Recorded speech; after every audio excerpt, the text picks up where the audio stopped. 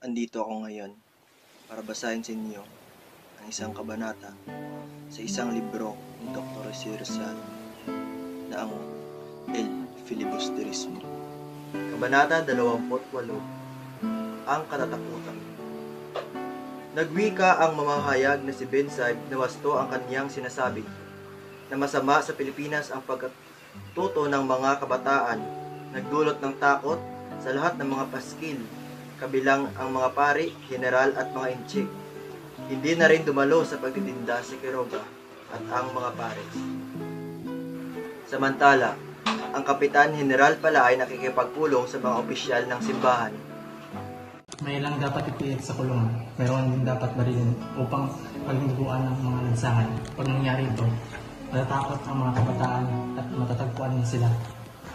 Dapat muna pagalitan lamang ang mga kabataan. Kung may lalaban man, ay saka na lang ipakita sa madla na hindi pwede ang ganun. Ang Guardia Civil ang magpapakita sa kanila kung ano talaga ang labanan.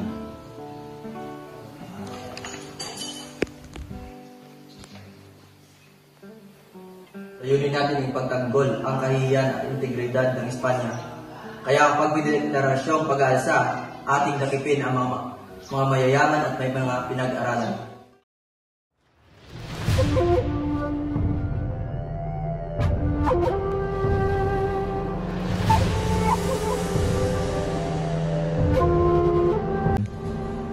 Santiago!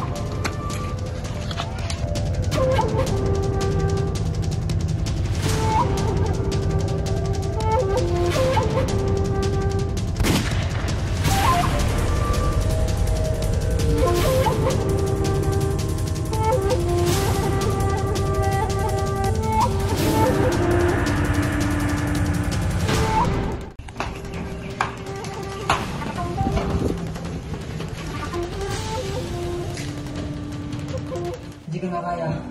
Lalo pat nang nakipin nila si Basilio at talugugin ang aking aklat at malagang papel. Ano nangyari? Umising ka, Kapitan Tiago! Hindi ko na kaya.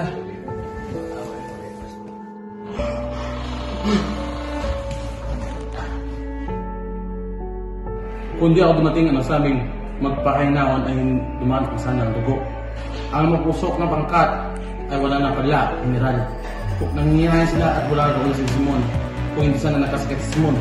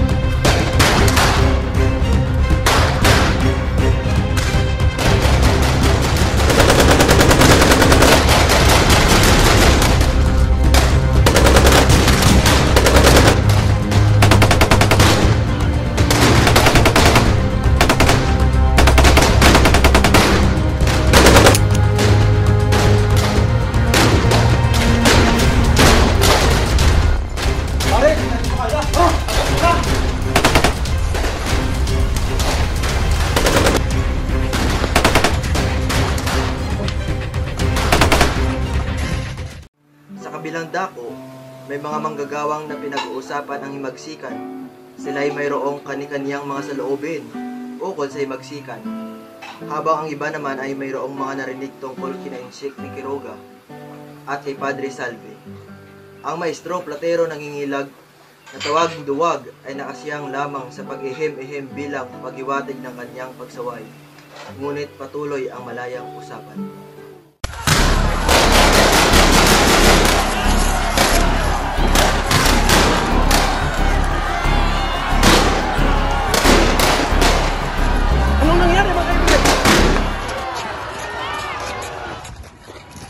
mula na yung magsikan. Ang dami na nagpipinsala at nasaktan.